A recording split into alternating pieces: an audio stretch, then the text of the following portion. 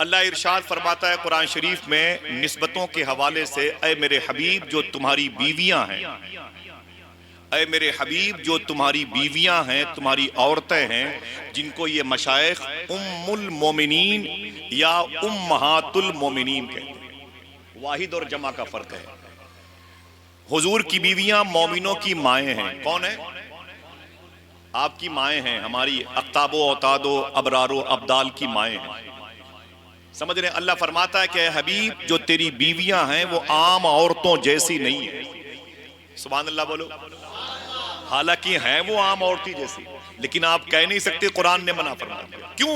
उनका ताल्लुक कल्बी व रूही हुजूर से हो गया। अब वो औरतें आम औरतों जैसी नहीं है। आपकी खुशी का मकाम है। अल्लाह फरमाता है हबीब और जो तेरी उम्मत है ये उम्मत भी सारे नबियों की उम्मत से अफजल है। आपको कहना चाहिए अल्लाह तेरा शुक्र है, ये उम्मत भी सारे नबियों की उम्मत से, इसका स्टेटस बड़ा बुलंद है। बड़े बड़े अंबिया किराम जमीन पे तशरीफ लाए कि उनकी उम्मतों के इतने बुलंद मकाम नहीं हुए जितना मर्तबा आपका बुलंद है। खैरुल उम्मत का टाइटल आपको मिला। सुभान अल्लाह। बेस क्या है? उम्मत अगर अफजल है तो बेस क्या है? पता चला कि आमीना के लाल की वजह से, इस निस्बत की वजह से। चार मशहूर आसमानी किताबें हैं, ज़बूर, तौरात, इंजील और, आवाज कमजोर है आपकी, गैर तहरीफ शुदा ज़बूर, तौरात और इंजील की बात करता हूं। गैर तब्दील शुदा तौरात और ज़बूर और इंजील की बात करता हूं। आसमानी ये चार किताबें हैं जो बड़ी मशहूर हैं। कौन कौन? तौरात, ज़बूर, इंजील और, ऊंची बोलो, कुरान। इनमें सबसे अफजल किताब कौन सी? क्यों भाई? ये क्या मतलब? क्या वो जो तीनों किताबें वो भी तो अल्लाह ही का कलाम है। गैर तहरीफ शुदा की बात करता हूं जिसमें तब्दीली नहीं आई, तौरात, ज़बूर और इंजील में। और अल्लाह का कलाम भी ये भी है वो भी है। तो अल्लाह का कलाम अल्लाह के कलाम से बेहतर कैसे हो जाए? माफी चाहता हूं, समझ रहे हैं आप? जब सारी किताबें आसमानी हैं, ज़बूर भी, तौरात भी, इंजील भी, तो कुरान को अफजलियत क्यों है? अल्लाह का वो भी कलाम है, अल्लाह का ये भी कलाम है। समझ रहे हैं? फिर ये अफजल क्यों है? अब इसे अफजल समझने के लिए आपको अपना नजरिया यूं बदलना पड़ेगा। अब कुरान भेजने वाले को, किताब भेजने वाले को नहीं देखना पड़ेगा। अब ये किताब नाजिल किस पे हुई है ये देखना पड़ेगा। समझ गए है ना मियां? ये किताब नाजिल हुई है अल्लाह के रसूल पर, तो हुजूर पर नाजिल होने की वजह से आसमानी किताबों में सबसे अफजल किताब कौन हुई? कुरान। निस्बत की वजह से अल्लाह अपने हबीब के पांव के नीचे आने वाली मिट्टी की कसमें याद फरमा रहा, इन्न सफा वल मरवता मिन शाइरिल्लाह। ये पहाड़ियां हैं, अल्लाह की निशानी कैसे हो जाएंगे? लेकिन अल्लाह ने कह दिया तो कह दिया।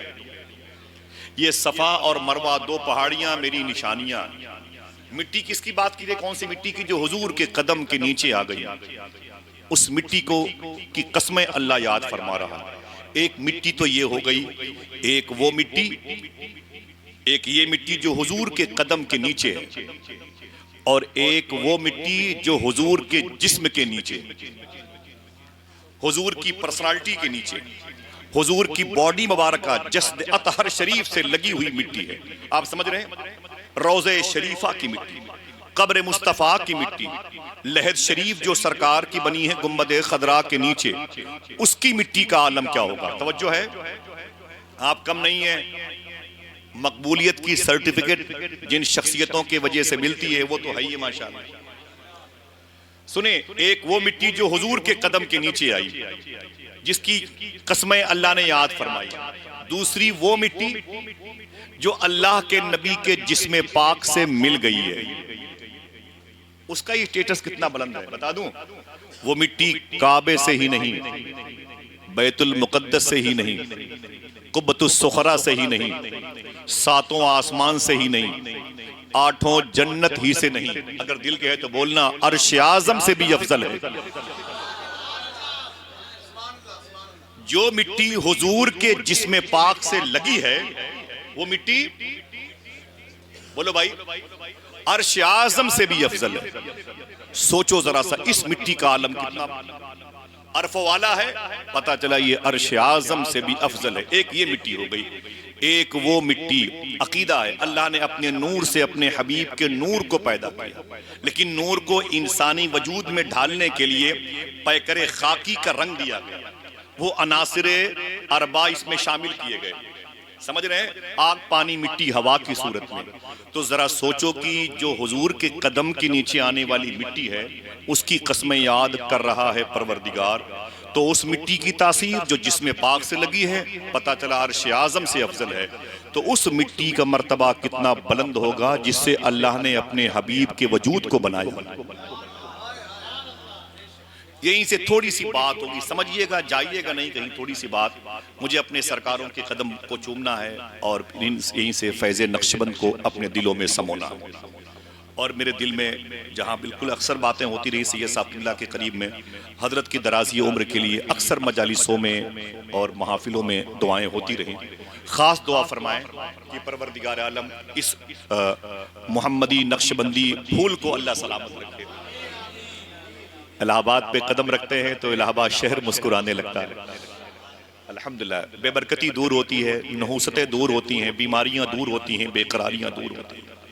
अब आइए तीसरी मिट्टी की बात करें, एक नॉलेज की बात। हम और आप जो इंसानी ढांचे में है ना, ये ऐसे कैसे हो गए बता दूं आपसे। हमारी बाप की पुश्त में पानी का एक कतरा था, बाप की पीठ में पानी का एक कतरा था। वो जब मेरी माँ के पेट में ट्रांसफर हुआ, पानी का वो कतरा जब मेरी माँ के पेट में वो मुंतकिल हुआ, ट्रांसफर हुआ, जैसे वो सिस्टम है अल्लाह का। जैसे बाप की पीठ से, बाप की पुश्त से पानी का कतरा उसकी बीवी के पेट में ट्रांसफर होता है, तो उस पानी के कतरे को फरिश्ते अपने हाथों में उठा लेते हैं और उसे उठा करके अल्लाह के हुजूर लेके जाते हैं और कहते हैं, मेरे मौला, इस पानी के कतरे को रखना है कि इसे फेंक देना, इसको औलाद की सूरत में रखना है कि इसको जाये कर देना है। अल्लाह कहता है, नहीं मेरे फरिश्तों, इसको एक बंदा बनाना है, इस पानी के कतरे को एक बंदे की सूरत में मुझे दुनिया में लाना है। तो दूसरा सवाल फरिश्ते करते हैं, मेरे मौला, जो बंदा इस पानी के कतरे से बनेगा उसकी कब्र कहां बनेगी? सुनिएगा, जो बंदा इस पानी के कतरे से बनेगा उसकी कब्र कहां बनेगी? तो अल्लाह फरमाता है, इसकी कब्र इलाहाबाद के रसूलपुर के कब्रस्तान में बनेगी। फरिश्ते उस पानी के कतरे को इलाहाबाद के रसूलपुर की कब्रस्तान में आते हैं, इसी कब्रस्तान की मिट्टी ले करके उसी पानी के कतरे को उसमें गूंथते हैं, खमीर बनाते हैं, जैसे माँ बहनें आटा गूंथती हैं। फिर उस खमीर को अल्लाह के फरिश्ते माँ के शिकम में डाल देते हैं। 4 महीने के बाद फिर वो मेंटेनेंस, वो उंगलियां, वो पार्ट्स, आंखें, वो कद और वो वेट और खूबसूरत एक जिस्म तैयार होता रहता है। वो दरवेश कहता है शहर का कि ये शुक्र का मकाम है, अजीब शान है परवरदिगार आलम की। जब मैं अपनी माँ के पेट में था तो मेरी माँ खाती थी अपने हिसाब से। देखना कितने लोग सुभान अल्लाह कहते हैं, मेरी माँ खाती थी अपने हिसाब से, लेकिन परवरदिगार आलम मुझे देता था मेरे हिसाब से। सुभान अल्लाह, सुभान अल्लाह, क्या शान है मेरे मौला की। जिस माँ के पेट में 8-10 mm की पत्थरी से पूरा कबीला रोता है, तड़पता है, उसी माँ के पेट में 6 महीने तक ये 2.5-3 किलो का वेट का बच्चा जिंदा मौजूद था। जमीन पर उतरा तो पूरा खानदान मुस्कुराया। ये उसकी कुदरत नहीं तो और क्या, कहना पड़ेगा वही तो है जो निजामे हस्ती चला रहा है मेरा खुदा। फिर से रिवर्स करता हूं, सुनिएगा। पानी का वो कतरा जब फरिश्ते कब्र में देखते हैं पेट में, पूछते हैं मेरे मौला इसका क्या करना है? अल्लाह कहता है इसको बचा के रखो, रसूलपुर की कब्रिस्तान में इसको दफन होना है। तो फरिश्ते रसूलपुर की कब्रिस्तान की मिट्टी उठा करके उस पानी के कतरे को खमीर बनाते हैं, माँ के पेट में डालते हैं और बच्चे की डिलीवरी होती है। 9 महीने के बाद बच्चा जमीन पर आता है घुटनों के बल चलते हुए, फिर वो स्कूल की तरफ, फिर वो मुलाजमत की तरफ, फिर शादी वगैरह, फिर जिंदगी के दिन गुजारता है। लंदन में भी अगर वो मर गया लड़का, 6 महीने के बाद भी उसकी बॉडी को रसूलपुर ही आना पड़ेगा। इसी को याद कर लेना, उसकी बॉडी को, उसके जिस्म को रसूलपुर आना ही पड़ेगा। करार यही मिलेगा, इस्तकलाल यही मिलेगा, क्योंकि पहुंची वहीं पे खाक जहां का खमीर था। कहीं भी दफन कर दें उसको आप, उसे कोई भी खा पी के खत्म कर दे, लेकिन उसकी बॉडी को तो यही आना एंड है। अकीदा है आपका? मेरी बातें समझ गए? एक सवाल आपसे, अल्लाह के रसूल सल्लल्लाहु ताला अलैहि वसल्लम की कब्र शरीफ कहां है? ऊंची आवाज में। मदीने मुनव्वरा में कहां? ये बकी शरीफ है, वो शारे सुल्तानिया है, वो कुबा है, वो किबलतैन है, बीर रूमा है, बीर रूहा है, जबल उहद है, और ये बीर उस्मान है। कहां पे? मदीने में। बोले बोले बोले। गुम्बद खदरा के नीचे है। सबके पास जवाब है, बस बोलते रहे ताकि यादें आपके कल्ब सादिक पर गालिब रहे। गुम्बद खदरा के नीचे हुजूर की कब्र शरीफा है, रोज़े शरीफा है। कहां पे है? दुआ करें अल्लाह फैज़ सिद्दीकियत के तुफैल में इन सरकारों के सदक़े में सबको हाज़री का शरफ बख्शे। आमीन कहते। हुजूर इंतजार करते अपनी उम्मत का, अपने दरबार में तैयारी करना चाहिए इंशाअल्लाह। हुजूर की कब्र शरीफ कहाँ है? क्या कहा अभी आपने? गुम्बद खदरा के नीचे हुजूर आराम कर रहे हैं। आपके तड़पने की बात है। हुजूर कहाँ? मज़ार शरीफ हुजूर की, रोज़े शरीफा कहाँ है? गुम्बद खदरा के नीचे है। जो बातें अभी 2 मिनट पहले बयान की गई, उस रूह से, उस सिस्टम से, उस कानून, आर्टिकल, आइन से आप मुझे बता सकते हैं कि हुजूर का खमीर कहाँ का है? सोच के बोलिएगा। हुजूर का जो जस्द मुबारका है, पैकर खाकी जो नजर आता है, ये कहाँ का है? इसकी मिट्टी कहाँ की है? गुम्बद खदरा के नीचे की मिट्टी। रुक जाएं, कह तो दिया हमने आसानी से, सुन लिया भी आपने। ये मिट्टी कैसी है? गुम्बद खदरा के नीचे की मिट्टी कैसी है? मैं बता दूं, जिस जमीन पर हुजूर सल्लल्लाहु ताला अलैहि वसल्लम का रोज़े शरीफा, अम्मी आयशा का मकान है, हुजूर ने अम्मी आयशा के मकान को, जिसको बैती का लफ्ज़ इस्तेमाल किया, और सामने मस्जिद नबवी शरीफ है, उसके एक बेल्ट को हुजूर ने मिंबर तक, उस एरिए को, इस एरिए तक की जमीन को रियाजुल जन्ना कहा। जन्नत के बागों में से एक बाग है, ये जन्नत का एक टुकड़ा है, ये जमीन जन्नत की है। आप ये मेरे सवाल का जवाब दे सकते हैं? अब बताओ कि हुजूर का खमीर कहाँ का? सोच के बोलिएगा, कहाँ का? आप मेरी बात समझ रहे हैं? फिर हुजूर का खमीर कहां से बना? किस मिट्टी से बना? शर्मा रहे हैं? किस मिट्टी से बना? जन्नत की मिट्टी से। अब बात आगे बढ़ती है उस दूल्हा की तरफ जिसको हुजूर के कदम को चूमने का शरफ हासिल हुआ। मेरे आका सल्लल्लाहु अलैहि वसल्लम इरशाद फरमाते, मैं और सिद्दीक़ उमर एक मिट्टी से पैदा किए गए हैं।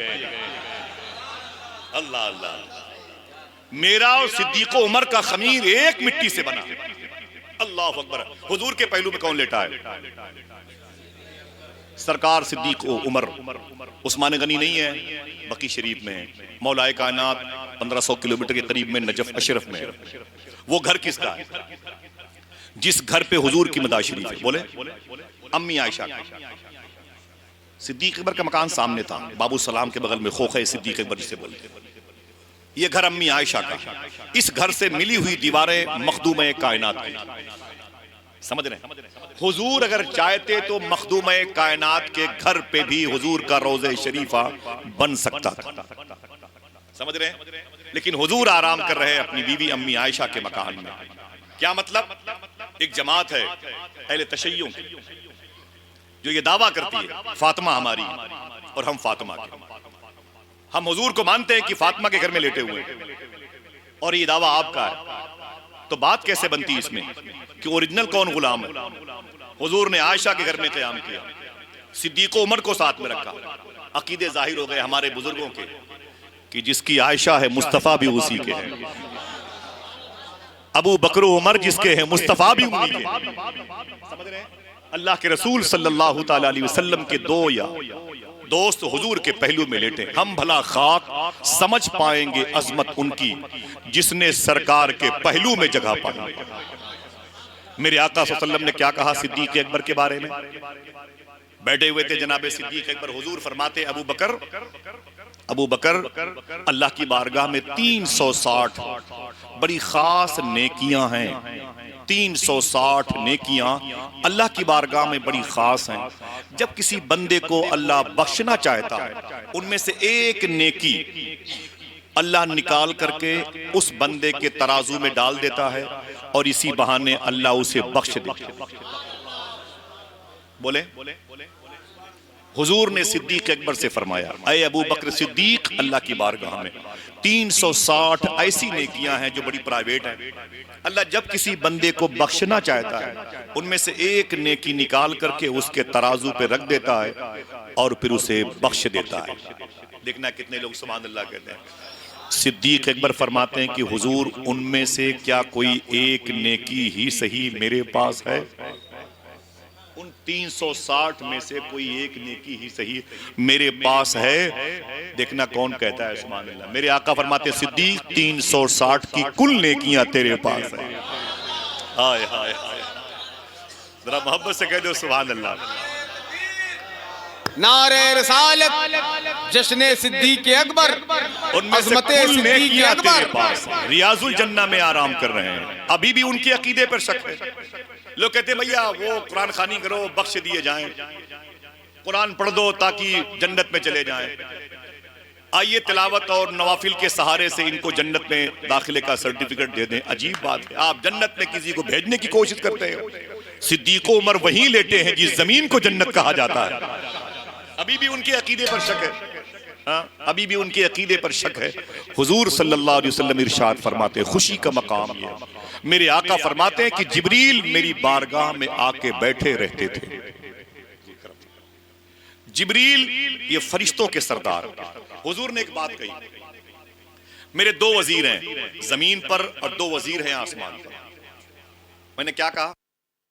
दो वजीर, याद करें, दो वजीर जमीन पर और दो वजीर आसमान पर। ऊंची बोले कहां पर है? वजीर किसके होते हैं? बीडीसी के। वजीर किसके होते हैं? चेयरमैन साहब के, विधायक जी के होते हैं, संसद जी के, आईएएस, आईपीएस, आईजी, डीआईजी किसके होते हैं? वजीर बादशाह के होते हैं। हकीकत है, किसके होते हैं? बादशाह के होते हैं। क्या मतलब? वो दो जो वजीर नीचे है ना, तो जमीन पर तो हुकूमत हुजूर की है ही है, वो जो ऊपर है इससे इशारा मिल रहा है कि ऊपर भी हुजूर ही की हुकूमत है,